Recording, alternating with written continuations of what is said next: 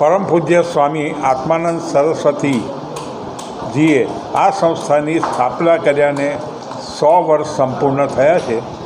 અને એ નિમિત્તે તાપી બ્રહ્મચારી આશ્રમ સભા ટ્રસ્ટ અને અમારા બધા ટ્રસ્ટીઓ સંયુક્ત રીતે ઉપક્રમે આખું વર્ષ ઉજવવાનું અમે નક્કી કર્યું છે અને જે રીતે પણ અમારો મુખ્ય ઉદ્દેશ સેવાલક્ષી છે. સમાજ અને સમાજમાં આરોગ્ય અને શિક્ષણનો હેતુ અમારો મેઇન છે અને એને કાર્યરત કરવા માટે અમે બધા પરિશ્રમ કરી રહ્યા છીએ અને એને અનુલક્ષીને અમે વિવિધ 100 કાર્યક્રમો વર્ષ દરમિયાન કરવાના છીએ અને સંપૂર્ણ રીતે કરવા માટે અમે આખી ટીમ બનાવી છે. એના કન્વીનર, સહકન્વીનર અને આખી કમિટી એ કાર્ય કરશે અને એને ખુલ્લે હાથે અમે સત્તા આપી દીધી છે કે આપણે આપણું સમાજમાં નામ આગવું થાય એના માટે પ્રયત્ન કરવાનો છે.